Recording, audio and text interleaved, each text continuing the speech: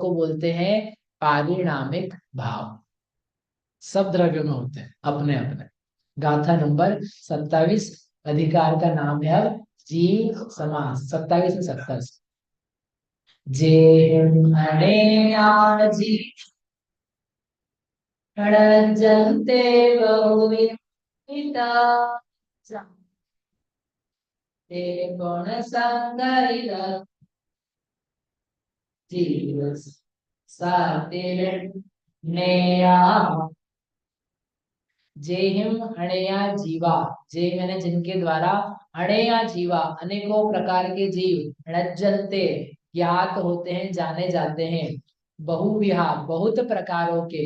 अणेया यानी अनेकों, बहुविहा यानी अनेकों प्रकार के। तज्जाति और उनकी जातियां जानी जाती अनेकों प्रकार की। ते पूर्ण संग्रहित अर्था उनका संग्रह रूप अर्थ होने से जीव समासा उन्हें जीव समास इस प्रकार से विण्णया जानना चाहिए, क्योंकि वे संग्रहित अर्था उन्होंने अर्थों का क्या कर लिया है, संग्रह कर लिया है। देखो जीव प्लस समास बराबर क्या है, जीव समास। ठीक है, अब समास का अर्थ समझते हैं आप। समास, समास अतीत भैया समास क्या होता है? समास संक्षिप्त करना, कंबाइन करना। हिंदी में पढ़ा कि नहीं आपने संधि समास छठी सातवीं आठवीं में?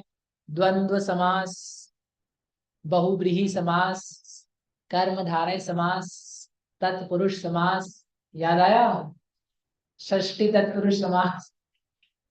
राम पुत्र नहीं, दशरथ पुत्र, दशरथ का पुत्र। राम सीता, राम और सीता। ठीक है। नीलकंठ, नीला है कंठ जिसका, ऐसा कौन? श्री कृष्ण या शिव शंकर। तो क्या किया है, इतना बड़ा वाक्य नीला है कंठ जिसका, ऐसा बोलने के बजाय समास करके क्या कर दिया, नीलकंठ। तो बड़ी चीज को क्या करता है, करते हैं समास करते हैं, यानी छोटा करते हैं, उससे बोलते हैं समास हिंदी में। संस्कृत में भी ऐसे ही है, वही सब समास लगते हैं, बहुव्रीहि कर्मधारय आदि आदि।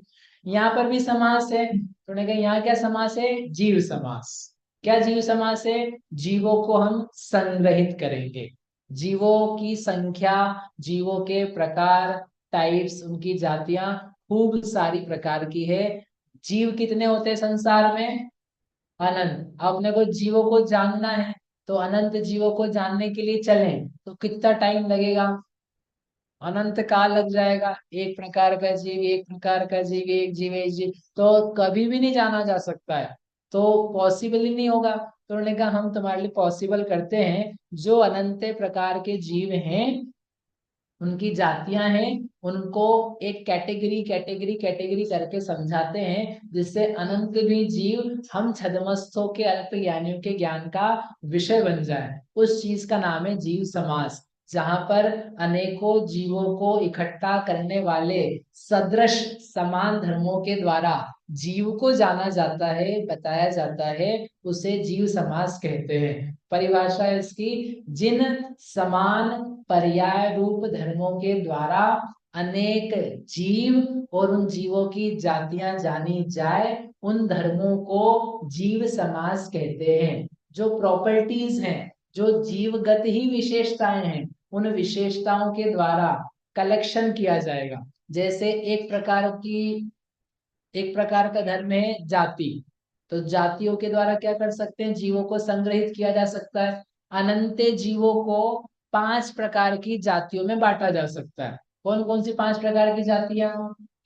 एक इंद्रिय, दो इंद्रिय, तीन इंद्रिय, चार इंद्रिय, पांच इंद्रिय। तो कितने प्रकार के जीव आ गए इसमें, 5 प्रकार के। कितने जीव आ गए, अनंत, सारे ही आ गए संसारी सिद्धों को छोड़ करके। एवरी जीव इज काउंटेड, राइट।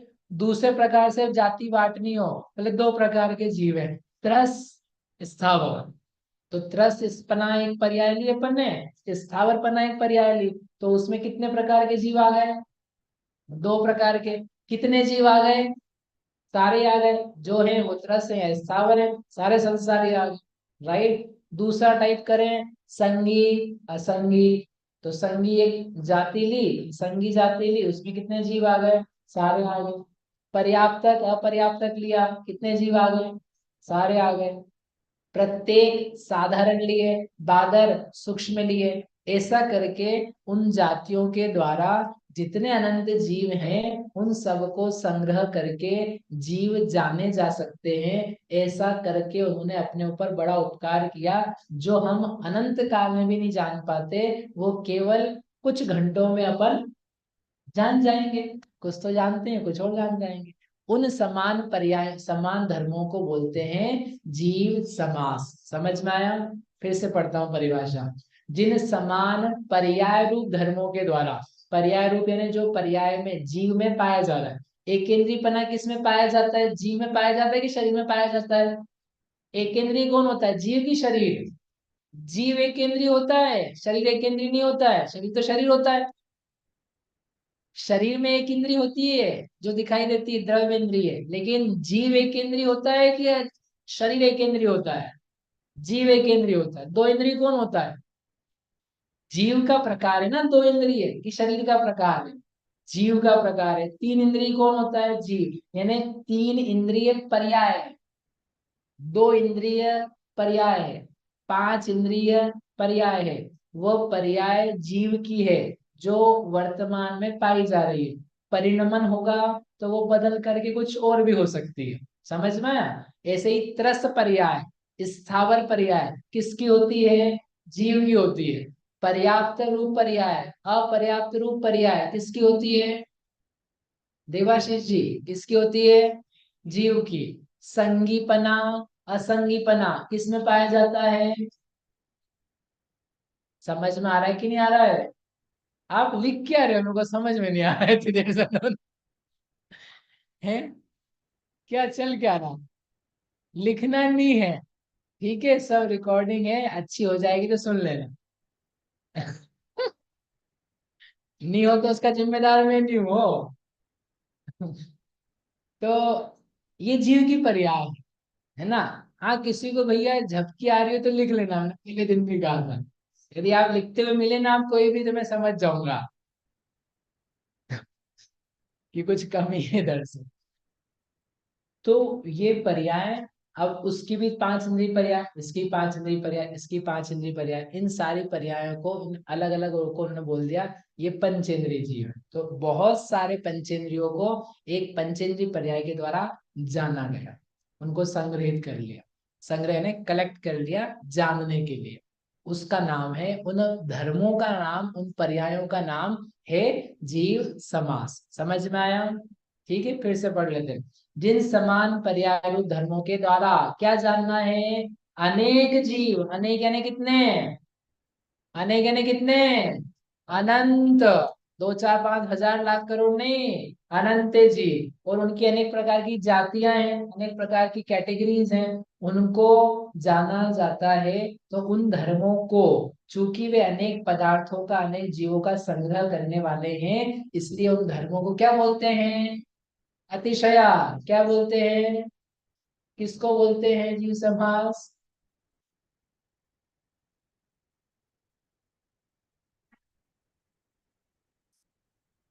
ठीक है, उनके जो कैटेगरीज हैं, उन कैटेगरी का जो धर्म है उसको क्या बोलते हैं? जीव समास। अब वो कौन कौन से समान सदृश धर्म हैं उसको बताने के लिए अगली गाथा है 71।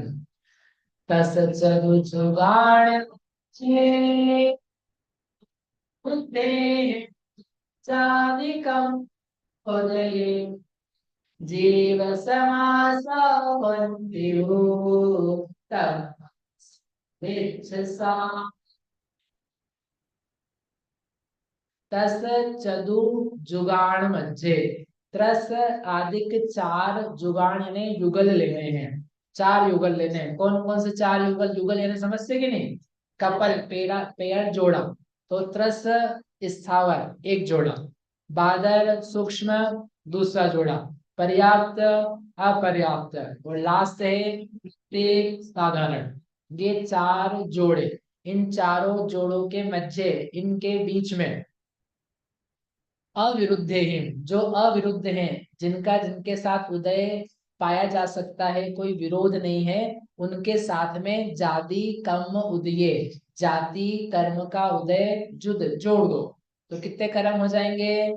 5 जाति कर्म होते हैं। एक इंद्रिय जाति, 2 3 4 5 इंद्रिय जाति, ये जातियां कहलाती है, जो यूनिवर्सल जाति है। अपन जो जाति यूज करते हैं वो अपनी लोकल लोकल जाति है, वो सब मिट जाती है। अपने पास जितनी जातियां है ना, कौन कौन सी? जैन, और जैन में भी खंडेलवाल, कोरवाल, बघेलवाल, कोरवाड़, भूमड़ आदि आदि, ये जितनी जातियां है ना सब लोकल है। बहुत थोड़े से समय की। खंडेलवाल कब से हुए? बोले 500 साल पुराने। पोरवाल परवाल कब से हुए? 200 250 300 साल पुराने। ज्यादा टाइम नहीं, सबकी अपनी अपनी जातियों का इतिहास है। और 100 500 साल बाद क्या होता है? सब समाप्त हो जाते हैं। एक वो अलग अलग चोल वंश के राजा हुआ करते थे, हैं? और कौन से थे? मौर्य वंश के राजा। और गुप्त वंश के कहाँ है? अरे वो सब लोकल थे। अपन ऐसे मरे जाते हैं, हम खंडेलवाल हैं, हम परवार हैं, हम ऐसे। अरे तुम्हारा दिमाग ठीक नहीं है, काहे के लिए मरे जा रहे हो? क्या होता है खंडेलवाल होने से? क्या होता है पोलवाल होने से? क्या होता है परवार होने से? क्या होता क्या है? बेकार में जाति को लेकर के दिमाग का दही कर लेते, झगड़ते रहते हैं इसको लेकर के। ये इनका मंदिर, एक जगह मंदिर बना, 4 5 मंदिर बने हुए, ये एक और बन रहा है। क्यों बन रहा है? बोले हमारा समाज का मंदिर नहीं था। गजब हो गया। ये दूसरे समाज के, जैन समाज के, ये सब भी अपने ही समाज है। जैन समाज, जैन जो है ना, वो लंबी जाती है। जैन का होना, क्या हो गया? जैन का होना लंबा है। बाकी सारी जातियां कैसी है? मिट जाने वाली, सभी मिट जाने वाली। ये बंद कर दो भाई इधर की लाइन। तो यूनिवर्सल जाति कौन सी है? जैन नहीं। इतना जैनत तो नहीं चाहिए अपने को अभी। अभी यूनिवर्सल जाति मतलब जो एक केंद्र में भी लग जाए ना, तो वो कहलाती 5 जाति। एक केंद्रीय से लगा करके 5 इंद्री। ठीक है, तो कुल मिला के कितने कर्म हो गए? बोलो। 4 जोड़े, 5 जाति, कितने कर्म हुए? 9। बहुत बढ़िया। कितने कर्म हुए? अरे गजब लोग हो आप लोग, गणित भी नहीं कर रहे हो। 4 जोड़े, 5 जातियां हैं, 13। नहीं तो अभी 9 बोल रहे थे। जोड़े तो कितने हुए? 8 हुए ना। लिखे तो है तुम्हारे सामने। तो ये हो गए 13 कर्म। इन 13 कर्मों का आपस में जिसका जिससे विरोध नहीं है, वो रखेंगे, रखने पर कुछ कॉम्बिनेशन पैदा होगा। वे क्या कहलाते हैं? जीव समासा। इन कर्मों के उदय के निमित्त से जीव समास होते हैं। ये जितने कर्म लिखे हैं, प्रत्येक साधारण को छोड़ के सब जीव विपाक के हैं। सबका फल किस में आता है? जीव में। वो प्रत्येक साधारण से उनमें रहने की दशा बनती है। ऐसा जो जीव का जो धर्म प्रकट होता है, जीव की पर्याय प्रकट होती है, उससे जीव को ग्रहण किया जाता है। वे धर्म जीव समास कहलाते हैं। समझ में आया? हाथ बोलो। अब उन्होंने कहा ये कैसे हैं? तब भव सारिच्य सामन्ना, तद भव सादृश्य सामान्य रूप धर्म पाए जाते हैं। मतलब क्या है? देखो, 2 चीजें हैं, ऊर्ध्वता सामान्य और तद्भव सामान्य। एक ही जीव में अनेकों प्रकार की दशाएं बनती है, टाइम को लेकर के। कभी कोई जीव, ये दिखा है ऊर्ध्वता सामान्य, ऊर्ध्वता समझ में आती है? नीचे से ऊपर जा रहे हैं, ऊपर ऊर्ध ऊर्ध ऊर्ध ऊर्ध ऊपर।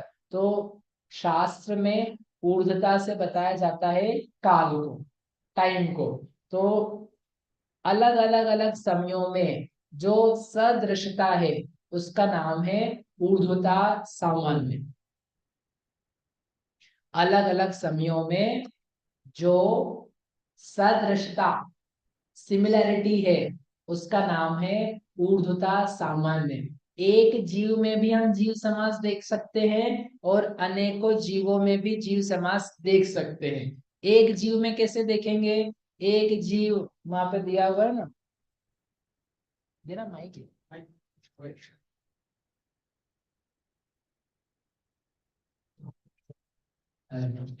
यहाँ पर दिया हुआ है ऊर्ध्वता सामान्य लिखा है। नीचे से लेकर के ऊपर तक है।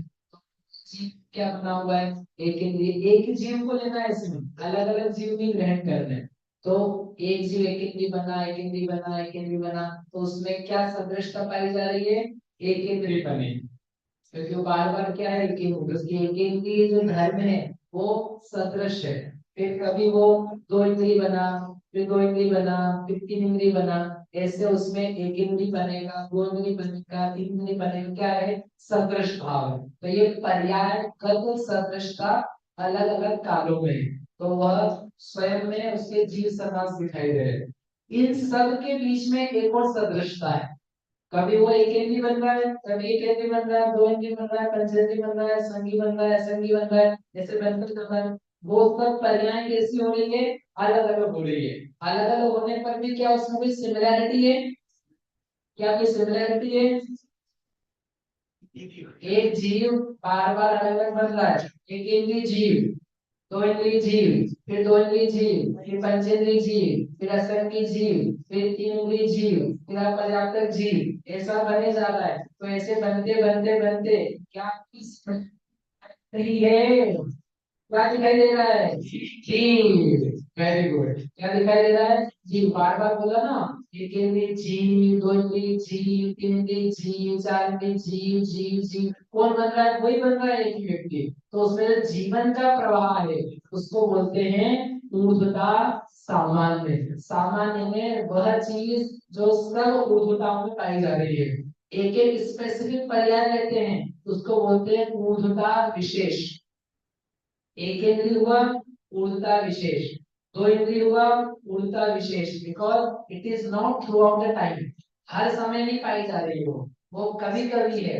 वो एक स्पेसिफिक टाइम पे होने के कारण से उसका नाम है ऊर्ध्वता विशेष। वो जो सारे समयों में उसमें एक धर्म पाया जा रहा है उसको बोलते हैं ऊर्ध्वता सामान्य। समझ में आया।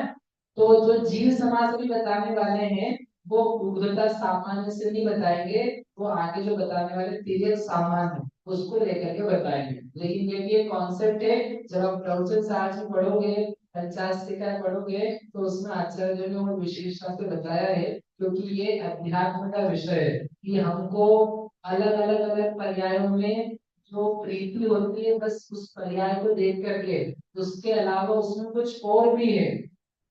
आप मनुष्य हो कि कुछ और भी हो, प्रदीप भैया, कुछ और भी हो, क्या हो कुछ और, जीव। अपना पूरा पूरा ध्यान किस बात पे है कि हम मनुष्य हैं। तो मनुष्य हो ये सच्ची बात है, आप में मनुष्यता पाई जा रही है, that is truth, that is right. लेकिन उतना ही सच नहीं है, क्योंकि यदि उतना ही सच हो तो अपन सब ज्ञानी हैं, अपन मनुष्य हैं, अपन मनुष्य मान रहे हैं। लेकिन मनुष्य होने पर भी मनुष्य मात्र नहीं हो, जो और कुछ बात है उसको नहीं जानते हैं, इसलिए उसको जानने के लिए ज्ञान की आवश्यकता है, शास्त्र की आवश्यकता है। That is the problem with everybody. जितनी पर्याय मिलती है उस पर्याय जितना ही व्यक्ति अपने आप को मानता है। आप जवान हो अभी, जवान हो अभी, हाँ तो बोलो। हाँ, वो बहुत ही ढीली आवाज से मतलब अभी इधर से पूछता ना मैं तो तत्काल आता। आप लोग जवान हो कि नहीं हो, देखो ज्यादा ही थोड़ी सी हमको लज्जा है इसलिए ज्यादा नहीं बोल पाए। तो जवान है तो बस जवानी की अनुभूति आ रही है, अभी वृद्धावस्था की फीलिंग आ रही है क्या, नहीं आ रही। जैसी वृद्धावस्था की तरफ बढ़ता आदमी सारी जवानी वाली बातें जो है ना वो भूल जाना तो होती नहीं है, तकलीफ पड़ती है। तो अब किस बात का अनुभव कर रहे हो, वर्तमान पर्यायमान। ना तुमने जवानी में जीव का अनुभव किया, ना वृद्धावस्था में जीव का अनुभव किया, ना बचपन में जीव का अनुभव किया, मात्र प्राप्त दशाओं का अनुभव किया। यानी अब आपके अज्ञान भाव दूर होगा। और यदि मूलतः सामान्य से जीव का अनुभव होता तो भले पूरे हो गए शरीर से, वो भी सच है, कमजोरी आ गई वो भी सच है, लेकिन उससे बड़ा सच ये है कि तुमने क्या अनुभव कर रहे हो, जीव का। तो आप क्या रहोगे, खुश रह सकते। इसके अलावा कोई उपाय नहीं है। सच्चाई को जाने बिना सुखी नहीं हुआ जा सकता है, वरना आपके दुख दर्द मिट सकते हैं। That is for sure. और सच्चाई कुछ और भी है, इस शरीर के अलावा भी कुछ और सत्य है। समझ में आ गया ये? ठीक है, चलो आगे बढ़ते हैं। तिर्यक सामान्य जरा सा सिंपल चीज कर दो। तिर्यक सामान्य क्या है? तो ये दिख रही ड्रॉ लाइन ड्रॉ करिए। मल्टीपल एक ही टाइम पे क्या करना है, फैलाना है। जो अभी तिर्यक सामान्य में क्या है, ऊर्ध्वाधर सामान्य में क्या किया था हमने, लाइन ड्रॉ करी थी नीचे से ऊपर, टाइम की रेफरेंस में एक ही के ऊपर लगाया था। एक जीव, उसकी मल्टीपल दशाएं, उनमें रहने वाला सामान्य भाव, उसका नाम था ऊर्ध्वता सामान्य। और तिर्यक सामान्य में क्या कर रहे हैं, मल्टीपल जीव हैं, बहुत सारे जीव हैं, और उन जीवों में जो सदृशता सिमिलैरिटी है उसको देख देख करके उनको एक ग्रुप बना रहे हैं। जैसे यहाँ पर इतने लोग बैठे हुए, तो इनमें क्या सामान्यता, तिर्यक सामान्यता है। तिर्यक सब इकट्ठे हुए ना एक साथ, अलग नहीं, 1 घंटे पहले क्या था 1 घंटे बाद क्या हो, एट द मोमेंट सब चीज लोगों को अपन एक धर्म से, एक कैटेगरी से कैटेगराइज कर सकते हैं। क्या कैटेगरी से कर सकते हैं? सब ये मनुष्य है, सब ये जीव है। फिर इन्हीं में दो कैटेगरी बांधनी हो, क्या कर सकते हैं, मेल है और फीमेल है, मेल है और फीमेल है, ऐसे दो कर सकते हैं। तो वो मेल कैटेगरी हो गई, फीमेल कैटेगरी हो गई। तो एक धर्म को लेकर के अपन ने मल्टीपल लोगों को एट ए टाइम कैटेगराइज कर दिया। दैट वो जो धर्म है उसका नाम है तिर्यक सामान्य।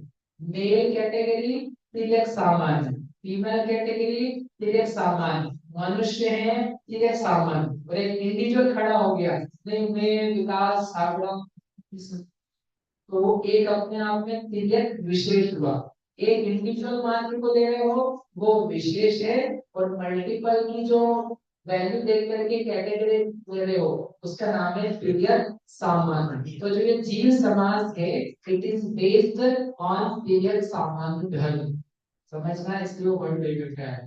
क्या है, एक समय में अनेक व्यक्तियों में पाया जाने वाला जाति रूप अन्वय सदृशता, उसका नाम है तिर्यक सामान्य, सादृश्य सामान्य। जैसे एग्जांपल बादाम का दिया है, अनेक आम का दिया है, बादाम केसर हापुस गुलाबरी आदि आदि अनेक प्रकार के आम हैं। सब में क्या पाया जाता है, आम पना पाया जाता है।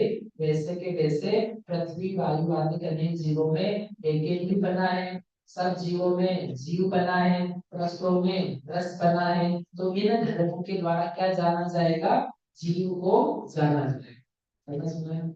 अब क्या बताएंगे, वो जो धर्म है उनके मीनिंग क्या है, और उनमें कौन किसके साथ में फलीभूत हो सकता है। कौन कौन से धर्म, 8 और 5 13, उन सब के अर्थ पता है क्या अपने को?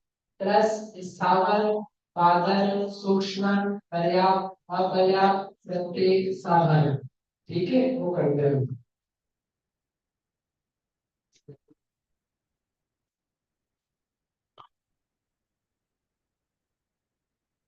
आपको सबसे पहले दिया था उन्होंने रस और स्थावर। रस स्थावर का अर्थ क्या है, जो एकेंद्रीय हैं, जिनके उदय से, ये कर्म के भी नाम है, ये जितने 13 नाम लिए ना, ये कर्म के नाम है। और कर्म के निमित्त से होने वाले जो जीव की पर्याय है उसका नाम भी वही है। नाम एक है, चीजें दो हैं। जैसे क्रोध नाम का कर्म है, तो क्रोध नाम का कर्म भी होता है और क्रोध नाम का भाव भी होता है। क्रोध नाम का कर्म है, 148 प्रकार के कर्मों में क्रोध नाम का कर्म पाया जाता है। लोभ नाम का कर्म पाया जाता है, वो अजीब है, उसके पार्टिकल्स है, उसका फल आता है, उदय आता है। तो वो जो कर्म है वह एक चीज है, और उसके निमित्त से जो जीव में भाव पैदा होता है वो भाव दूसरी चीज है, वो चेतनगत है, जीवगत है। तो जैसे दोनों का नाम एक ही है लेकिन दोनों की चीजें अलग अलग, एक जीव में होने वाली चीज, एक कर्म में होने वाली चीज। सिमिलरली वैसे के वैसे ये जो कर्म के नाम है स्थावर ग्रस्त वगैरह और जो बाकी आगे आने वाले हैं, ये सब भी दो प्रकार के कर्म रूप भी हैं, और उस कर्म के निमित्त से होने वाला जो जीव का भाव है वो भी है। त्रस जीव होता है और त्रस कर्म होता है। स्थावर जीव होता है और स्थावर कर्म होता है। प्रत्येक जीव होता है, प्रत्येक कर्म होता है। पर्याप्त जीव होता है, पर्याप्त कर्म होता है। बादर जीव होता है, बादर कर्म होता है। एकेंद्रीय जीव होता है, एकेंद्रीय कर्म होता है। समझ में आया? हाँ बोलो।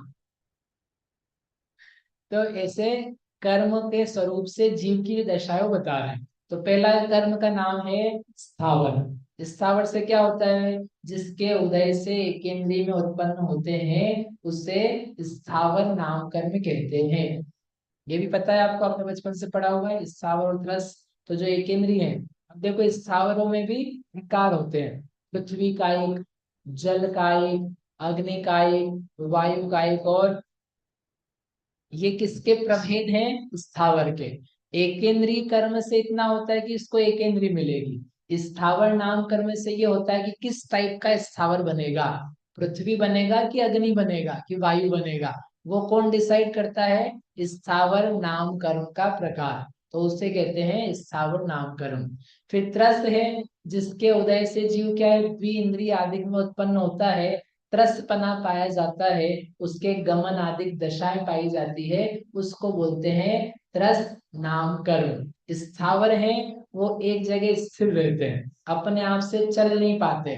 और त्रस्त है, उनमें गमन की शक्ति पाई जाती है, वो करें चाहे नहीं करें लेकिन शक्ति पाई जाती है। किसमें सचिन भैया? हैदराबाद नहीं जाना आपने को। त्रस्त जीव में क्या पाई जाती है? गमन की शक्ति, क्योंकि तत्संबंधी प्रशस्त अप्रशस्त व्यायाम गति के उदय पाए जाते हैं। एक इंद्रिय जो है वो अपने आप से गमन कर सकता है? नहीं कर सकता है। पेड़ क्या चल सकता है? नहीं जाता, तो उसकी जड़ें जाती है। एक बार बोला बच्चा, भैया उसकी जड़ें जाती है। अरे जड़ जाती है मतलब कोई पेड़ थोड़ी ना जा रहा है चल करके, वो फैल रहा है, वो बढ़ रहा है। नहीं तो आप तो ऐसे ऊपर भी पहुंचा दोगे, ऊपर भी तो जा रहा है। चलना, मूव करना नहीं पाया जाता उसमें। पानी है, पानी, पानी चलता है क्या? पानी चलता है क्या? हाँ बच्चों बताओ, आयुति, पानी चलता है? अतिशया, पानी चलता है? और कौन बालक बालिका है? बोलो बालक। नित्य, पानी चलता है?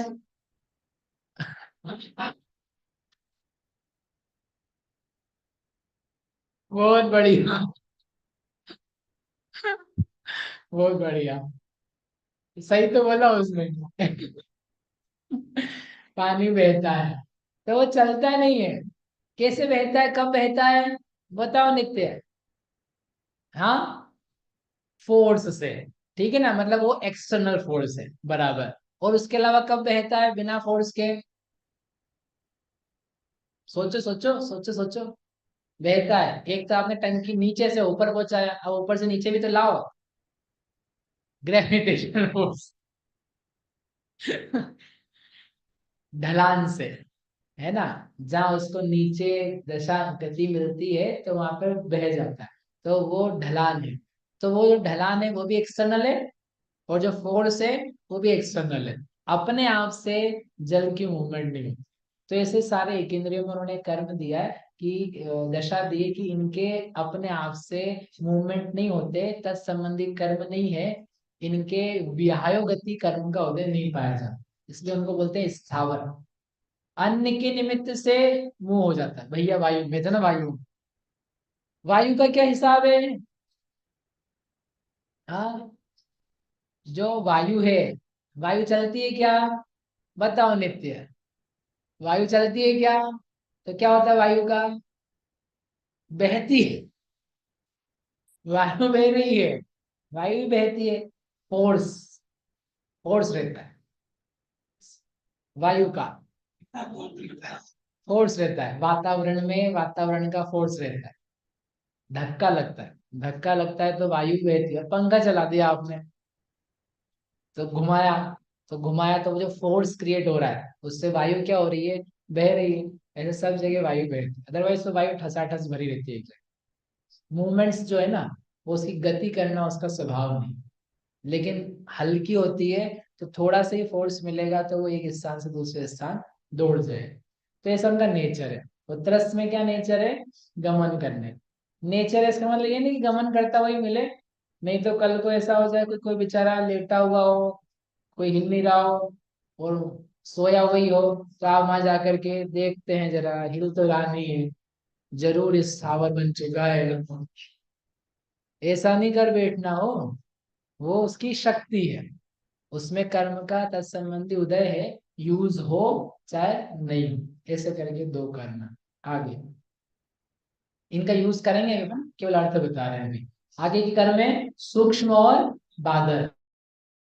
सूक्ष्म होने से जीव सूक्ष्म होता है, बादर होने से जीव बादर होता है। तो सूक्ष्म का मतलब क्या है, ऐसा जीव जिसका जो शरीर है वो इस प्रकार का प्राप्त हुआ है कि जिससे कोई रुकता नहीं है और उसको कोई रोकता नहीं है, उसका घात किसी से होता नहीं है और वो किसी का घात करता नहीं है। इस प्रकार की जो जीव की दशा बनती है सूक्ष्म रूप, और उसकी शरीर भी बनता है सूक्ष्म रूप, उसको बोलते हैं सूक्ष्म जीव, और कर्म का नाम है सूक्ष्म। ठीक है, एक दूसरे टाइप का जीव होता है उसको बोलते हैं बादर। बादर यानी स्थूल। ऐसा जीव का परिणाम दशा बनी है कि उसको जो शरीर प्राप्त हुआ वह दूसरे को रोकता है और वह दूसरे से रुक जाता है। जैसे ये दीवार है, क्या दीवार के थ्रू होके अपन निकल सकते हैं? नहीं निकल सकते। क्यों नहीं निकल सकते? बादर। कौन बादर है? अपना शरीर बादर है, अपन बादर है, और दीवार भी क्या है, बादर। बादर से बादर का क्या होता है, रोक हो जाता है। एक कपड़ा है, कपड़े में आपने पानी डाला, पानी निकलता जा रहा है, लेकिन कुछ पानी रुक भी रहा है, तो जो रुक रहा है वो कैसा है, बादल। जो निकल रहा है वो कैसा है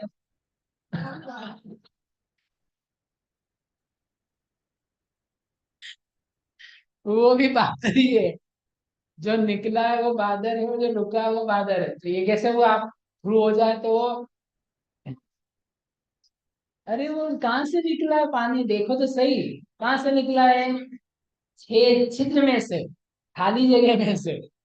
जहां पर रुक गया है वहां पर धागा है, और जहाँ नहीं रुका है वहां धागा नहीं है। हमको तो बस धागा ही धागा दिख रहा है। अरे तुम्हारी आंखें मोटी है, उसको सूक्ष्मदर्शी यंत्र से देखोगे तो बहुत जगह खाली दिखेगी।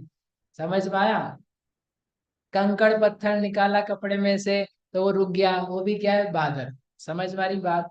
तो जो जीवों के ऐसे टाइप्स हैं जो अन्य से रुकते हैं, रोकते हैं, घाते जाते हैं, उनको बोलते हैं बादल जीव। और सूक्ष्म जीव न रुकते न रोकते न किसी से घातित होते हैं। अपन ने अग्नि जलाई, गैस जलाया घर में, तो वहां पर लपटे आई, जो लपटे आई तो वहां पर कोई जीव थे कि नहीं पहले से? थे। तो जैसे ही जलाएंगे क्या मर जाएंगे? अग्नि जलाने पर वहां के जीव मरेंगे कि जिंदा रहेंगे? जल्दी बोलो। मर जाएंगे। संस्कृत भैया, मर जाएंगे। सूक्ष्म जीव नहीं मरेंगे, बादल जीव मर जाएंगे। अपन ताली बजाएंगे तो ताली बजाने पे जीव मरते कि नहीं मरते? बोलो हाँ। तो कौन से जीव मरेंगे? बादल। सूक्ष्म का क्या होगा? वो भाग जाएंगे, वो वहीं रहेंगे, उनका कुछ भी नहीं होता है, वो हमारे द्वारा घात को प्राप्त नहीं होती। ठीक है, थ्रू होना हो तो थ्रू भी हो सकते, कोई दीवार यहाँ पे खिसका दे तो उनको मूव होने की जरूरत नहीं है। अपन यहाँ करके बैठे, जब अपन बैठते हैं ना यहाँ, तो यहाँ पर रहने वाले जीव हटते हैं कि नहीं हटते? चलो अच्छा प्रश्न है। ठीक है, सोच के बोलो। मैं जहाँ बैठा हूँ, पहले नहीं बैठा था, मैं खड़ा था, फिर खड़ा होके मैं बैठ गया आके। तो जब मैं बैठा यहाँ आकर के, तो यहाँ रहने वाले जीवों को हटा करके बैठा कि उनको रहने दिया और अपन बैठ गए?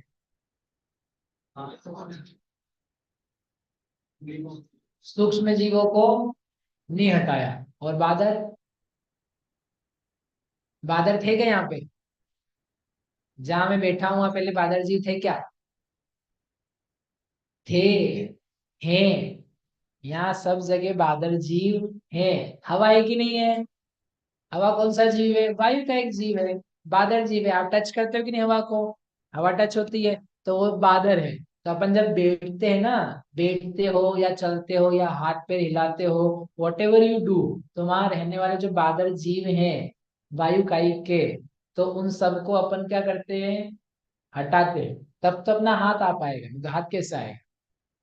एक स्थान पे वही तो होगा आपको, दोनों एक साथ कैसे रह लोगे?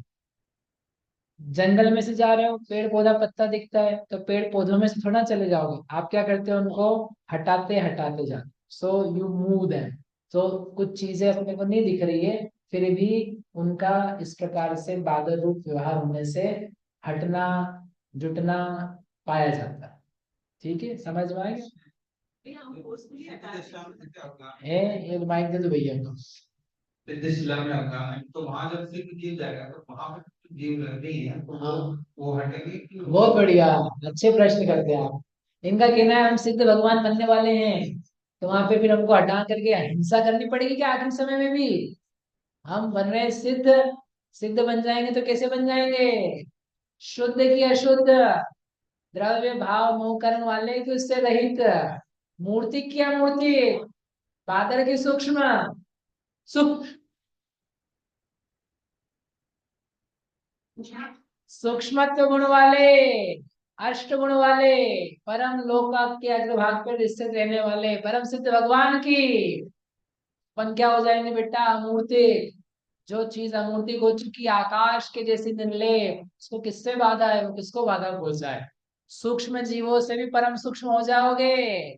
सूक्ष्म जीवों का तो शरीर है, लेकिन सिद्ध बन जाने पर कोई शरीर रहता नहीं है। तो आप जब जाओगे ना तेजी से चीरते हुए, एक समय में एक समय विग्रह, सात राजू ऊपर, तो आपको किसी बादल को चीर फाड़ नहीं करनी पड़ेगी, आप सीधे पहुंच जाओगे। किसी को बाधा की जरूरत नहीं है, बाधा वाला बादल होता है, कोई बाधा नहीं। ठीक है, चलो हो गए दो। सूक्ष्म बादल, बादल होना अच्छा है कि सूक्ष्म होना अच्छा है? सूक्ष्म। क्यों? अभिषेक भैया, बादल होना अच्छा है कि सूक्ष्म होना अच्छा है? जब तक सिद्ध नहीं तब तक बादल, और सिद्ध हो जाए तो सूक्ष्म। हम तो सूक्ष्म होना चाहते हैं। क्या होना चाहते हैं? सूक्ष्म, सूक्ष्म जीव नहीं, सूक्ष्म होना चाहते। जीव का स्वभाव है सूक्ष्म, नाम कर्म का अभाव होने पर गुण प्रकट होता है, उसका गांव नाम है सूक्ष्मत्व गुण। सूक्ष्मत्व गुण स्वाभाविक रूप से प्रकट हो जाए, अपन तो वो चाहते हैं, लेकिन सूक्ष्म नाम कर्म का उदय ना आए, वो भी चाहते हैं। वो सूक्ष्म नहीं होना है, जो जो मोक्ष में जाएगा, कौन जाएगा? बादल जाएगा। सूक्ष्म जीव मोक्ष में नहीं जाता है, नहीं तो कई बार ये बच्चे सुनते हैं ना, सूक्ष्म जीव कितना बढ़िया, ताली बजाओ नहीं मरता है, अग्नि जलाओ नहीं मरता है, अपने को तो ऐसा बन जाना। कैसा बन जाना? सूक्ष्म जैसा। नहीं नहीं नहीं नहीं नहीं, सूक्ष्म नहीं बनना है। सूक्ष्म की आयु अंतर्मूर्त होती है, बेचारा अपने आप से ही अंतर्मुहूर्त में सेकंड से मर जाता है।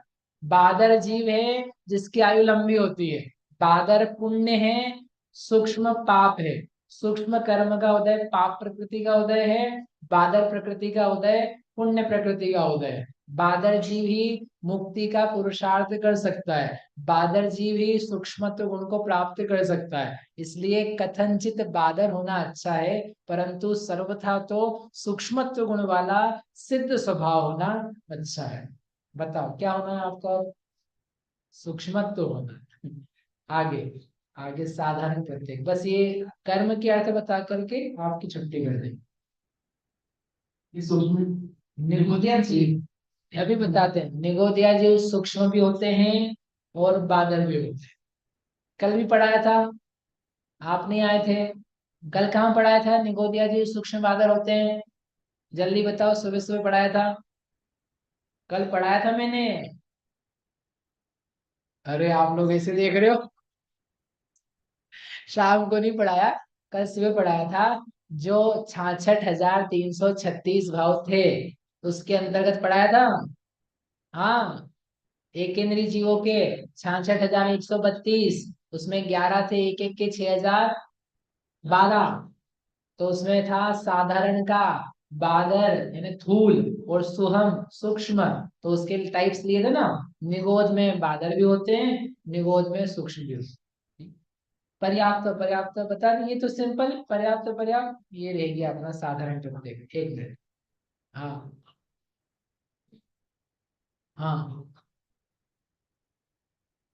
वो उसका टाइप है, मतलब उसके कर्म में उसके जो वर्गणाएं ग्रहण हो रही है ना, उसका नेचर उस टाइप का है। बेसिकली जीव जो है ना, वो जीव में इस प्रकार की कैपेबिलिटी है कि जब वो वर्गणाओं को एक्सेप्ट कर रहा है, तो कौन से टाइप की वर्गणाएं आए, सूक्ष्म टाइप की आए, बादल टाइप किया है। तो जो बादल जीव अपर्याप्तक है, तो उसके बादल नाम कर्म का उदय है। तो जब से उसने वर्गणाओं को ग्रहण करना चालू किया फर्स्ट टाइम से, तो वो जो आ रही है, वो स्थूल टाइप की आ रही है, बादल टाइप की आ रही है। जो सूक्ष्म अपर्याप्तक है, उसके पास भी आ रही है, तो किस टाइप की आ रही है, सूक्ष्म टाइप की आ रही है। अब वो जो बादल की, आपका वो कहना है कि वो भले अपर्याप्तक है, कंप्लीट नहीं हुआ है, फिर भी रोक सकता है, तो वो रोक सकता है, तो शरीर पूरा बन नहीं रहा है उसका कि वो किसी को रोके या भी बाधा करे या दूसरे से बाधित हो जाए। फिर भी उसका जो जितनी वर्गणाएं ग्रहण करी, उसका टाइप, नेचर, स्वभाव जो है, वो बादल पने का है। अब वो रोकता है कि नहीं रोकता है, इसके बारे में ज्यादा बातें नहीं है। समझ में ही बात। पार्टिकल्स को लेकर के उसका नेचर तो वैसे ही रहेगा, बादल पने का, रोकने का। अब वो किस मोमेंट पे जाकर के ऐसा बन जाता है कि जब वो एक्चुअल में ही दूसरे से रुक जाए, रोक दे, उस प्रकार का ज्यादा व्याख्या नहीं। क्योंकि क्या है, असंख्यात लोक प्रमाण जीव बादल, मतलब बहुत ज्यादा है, और एक लोक में ही रहते हैं, तो वो आपस में भी एडजस्ट करके रहते हैं। तो उससे मालूम पड़ता है कि एक के अंदर एक भी कदाचित जीव पाया जा सकता। सूक्ष्म तो रहते ही हैं, बादल के साथ अपर्याप्तकों के साथ में वैसी दशा बन सकती। ठीक है, आगे समझ में आएगा। और इनको माइक भी तो भी है, जिसका प्रश्न है साधारण और प्रत्येक। ये आकाश के एक एक प्रदेश पर बादल जीव नहीं पाए जाते हैं, कि बादल को रहने के लिए आधार चाहिए, सपोर्ट चाहिए। सपोर्ट नहीं है भूमि वगैरह का, तो बादल जीव नहीं होते। सूक्ष्म जीव सर्वत्र होते हैं, ये काय मार्गणा में आएगा। बादल जीव कहीं कहीं होते हैं। साधारण प्रत्येक। साधारण जीव क्या होते हैं, साधारण जीव क्या होते हैं, साधारण होते हैं। जो गरीब जीव है, कौन है, साधारण। और जो अपने जैसे वासवानी में रहने वाले लोग हैं, कौन है, नहीं नहीं भैया, आजकल वासवानी मेलन भी हो गया है। मेन, और मेरे को नाम भी ऐसा लगता है कि है कैसे नाम, मेन लो की पेन लो, जो भी है, मतलब अच्छे नाम है, अंग्रेजी मेरे को कम आती है। तो साधारण किसे कहते हैं, ऐसे लोगों को नहीं कहते संपत्ति वंपत्ति हो। साधारण कुछ ज्यादा ही साधारण है। साधारण का मतलब है एक शरीर है, उस एक शरीर के जो स्वामी है, कितने हैं, अनंत, बहुत सारे। एक बॉडी है, और एक बॉडी के मालिक, मालिक कितने हैं, एक दो नहीं है, अनंत है। बोले हाँ, ऐसा तो हो जाता है उसमें कि हमारा भी एक घर है, उसके दो मालिक हैं, मैं और मेरी पत्नी। एक ही नहीं सचिन जी, नाम करा कि नहीं अभी तक, जॉइंट है। ठीक है। और गहने के ऊपर किसका नाम है, वो भी जॉइंट नाम है क्या, है, जॉइंट है। लॉकर जॉइंट है, लॉकर जॉइंट होने से गहने जॉइंट नहीं, आप गलत फहमी में हो। कब्जा जमाने पहुंच मत जाना, कुछ का कुछ हो जाएगा। तो वो तो थोड़ा सा ही जॉइंट होता है, और घर में अलग अलग अलग करके रहते हैं। लेकिन जो ये साधारण प्रकार का जीव है, वो एक शरीर है, पूरा एक जितना बड़ा, इतना बड़ा भी नहीं होता है, छोटा सा शरीर, उस शरीर में मल्टीपल जीव आकर के पूरे शरीर में रहते हैं, और एक एक जीव उसका समान रूप से मालिक है, हकदार है, उसको यूज करता है। इस प्रकार की जो जीव की दशा होती है, उस शरीर की पर्याय का नाम है साधारण जीव। इसी के दूसरा नाम है निगोद। इसके बारे में शाम को अपन जब आगे आएगा, बादल निगोद, नित्य निगोद, इतर निगोद, आदि आदि, उसके समय विचार करेंगे। अभी अपने पास इतना ही समझना है। प्रत्येक जीव क्या है, एकम प्रति नियतम प्रत्येकम, एकम प्रति नियतम प्रत्येकम। जो एक के प्रति नियत हो, निश्चित हो, उसका नाम है प्रत्येक। अर्थात एक शरीर है, उस एक शरीर के प्रति एक जीव नियत है, उसका एक ही स्वामी है, उसको बोलते हैं प्रत्येक जीव। जैसे आप हो तो आपका ये शरीर है, इसका स्वामी कौन है? आप हो क्या आपके पतिदेव? मेरे स्वामी तो पति परमेश्वर है। वो भारतीय संस्कृति जा चुकी है। लेकिन स्वामी कौन है? एक शरीर का एक स्वामी। जो जीव उसमें रह रहा है वही उसका मालिक है। उसको बोलते हैं प्रत्येक जीव। जितने मनुष्य हैं सब क्या है? प्रत्येक जीव। पृथ्वी जल अग्नि वायु क्या है? प्रत्येक जीव। चींटी, मक्खी, मच्छर, चूहा, बंदर आदि क्या है? प्रत्येक जीव। एक शरीर का एक सांप। समझ में आया? लास्ट लास्ट क्या है? पर्याप्त और पर्याप्त, ये तो पढ़ चुके हैं। जिस कर्म के निमित्त से पर्याप्ति पूर्ण हो जाती है, पर्याप्त नाम कर्म है, और जीव का नाम भी क्या है? पर्याप्त। और जिसके उदय से एक भी पर्याप्ति पूर्ण नहीं हो जाती उसको बोलते हैं अपर्याप्त। तो कितने कर्म पढ़ लिए अपन ने? 8। कितने बचे? 5। सिंपल है। जिसके उदय से एक इंद्रिय है ऐसा व्यवहार होता है। जिसकी एक ही इंद्रिय होती है उसे बोलते हैं एक इंद्रिय नाम कर्म, एक इंद्रिय जाति कर्म। जिसके उदय से 2 इंद्रिय है, 3 इंद्रिय है, 4 इंद्रिय है, 5 इंद्रिय है, ऐसा कहा जाता है और ऐसा होता है, उस इंद्रिया वैसी पाई जाती है, उसको उस जाति वाला कर्म कहा जाता है। इस प्रकार से ये सब हो गए 13 प्रकार के कर्म। क्यों बताए हैं ये? जीव समास बताने के लिए। इन 13 कर्मों के आधार पे ही सारा का सारा जीव समास वाला अधिकार बेस्ड है। अब इसको कैसे यूज करना है वो अपन शाम को करेंगे। ठीक है, सबसे पहले ये एक्सरसाइज है, इसमें आते से ही वो अपने को करनी रहेगी कि कौन से कर्म का कौन से कर्म के साथ उदय हो सकता है और नहीं हो सकता है। जो मूल गाथा में कहा था ना, अविरुद्धेहिम, ये रहा, अविरुद्धेहिम, अविरुद्ध कर्म का उदय। अर्थात त्रस है, त्रस के साथ स्थावर का उदय हो सकता है क्या? नहीं हो सकता है। पर्याप्त के साथ अपर्याप्त का उदय हो सकता है क्या? एक ही जीव में देखना है आपको, एक ही जीव के अंतर्गत तो वो नहीं हो सकता है। जोड़े ना जोड़े, जोड़े में से एक बार में एक ही कर्म का उदय होगा। फिर आपको एट्रीब्यूट करना है जाति वगैरह को, तो वो सारी चीजें हैं। उन पर क्या नियम है उसके, वो शाम की क्लास में प्रारंभ करेंगे। 7:30 से। आप टाइम से आओगे तो समझेगा, नहीं तो फिर आगे का समझेगा। कोई चिंता वाली बात नहीं है। जब आओगे तब समझ में आएगा कि नहीं आएगा? आप लोगों को मजा आ रहा है कि नहीं आ रहा है? तो शाम को मजे के लिए आप फिर से आए 7:30 पे। कल दिन में, कल ही ना शनिवार, कल दिन में और परसों दिन में इसी अधिकार का जीव समास का 64 अवगाहना का यंत्र है। बहुत इंटरेस्टिंग है, मजेदार है। और आपको जो प्रश्न रहते हैं ना, एक समंदर है, समंदर में कितने जीव हैं? पानी होता है जीव, तो वो पानी पूरा समंदर एक जीव है, और उसका लोटा भर के हम लिया है तो उसकी हम अंगुली लेकर के आए कि नाखून लेकर के आए? क्या लेकर के आए वो कल बताएंगे अवधारणा के यंत्र में। एक बड़ा पहाड़ है, उसके ऊपर हमने पैर रखा, तो उसके सिर पे पैर रखा कि नाक पे पैर रखा कि गले पे पैर रखा, क्या पैर रखा हमने, उसके बारे में कल मालूम पड़ेगा। कि पहाड़ एक इतना बड़ा पृथ्वी का एक जीव है कि उसमें कुछ अलग अलग अलग अलग बातें हैं। वो सारी बातें कल दिन में अवगाहना के माध्यम से चालू होगी। ठीक, जनवाणी स्तुति। हे जिनवाणी बा जो वीणा के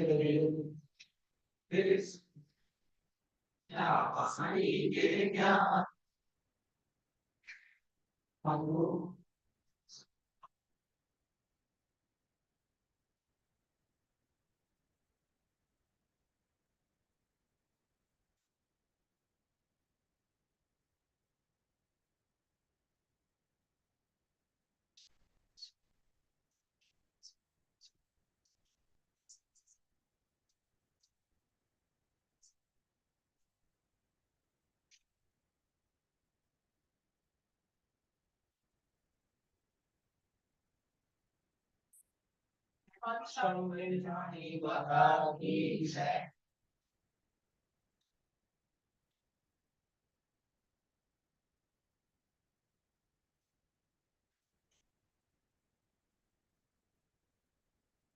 कोई प्रश्न है? माइक दे दो बहन जी को।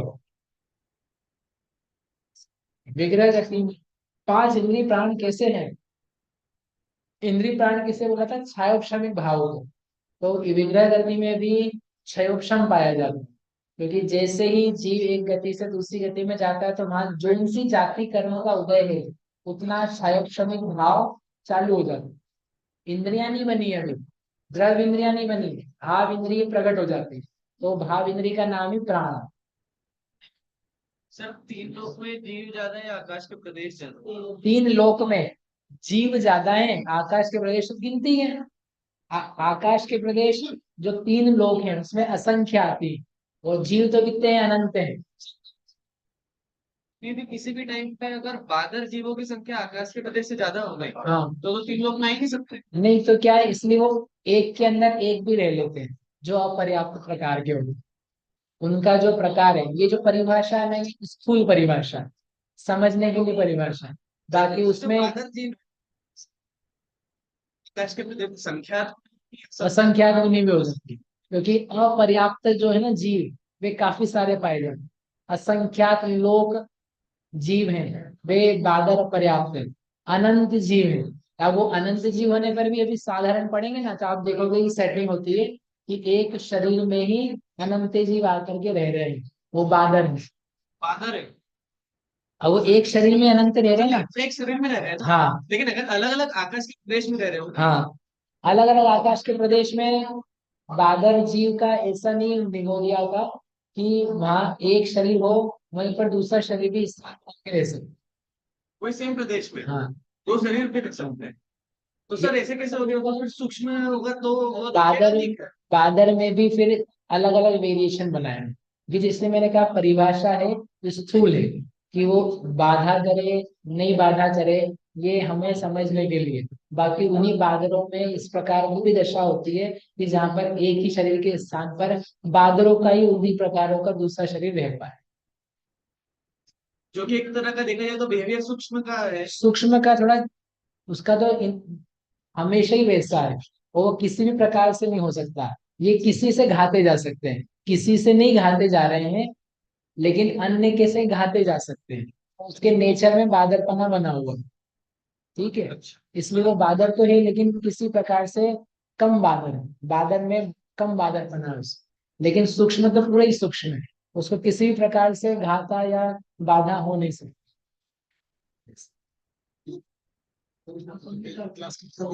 भैया क्लास कल भाभी कितने बजे है बताओ भाई? 2 से 4? गर्मी वर्मी का किसी को दिक्कत तो नहीं है? नहीं नहीं, यहाँ तो घर से भी तो आएंगे। अच्छा, 2 घंटे में चाहिए। 2 घंटे चाहिए, 2:30 से 4:30 करनी कि 2 से 4? 2 से 4 मैसेज डालना, 2 से 4, 2 से 4। मेरे को दिक्कत नहीं है, आप लोग देखो। भैया जी ये किताबें आपके पास एक्स्ट्रा आई हैं क्या? किताबें बहन जी, किताबें हो तो इनको दे दो भैया, ये चाहिए। हाँ, वो भी खत्म हो गया है।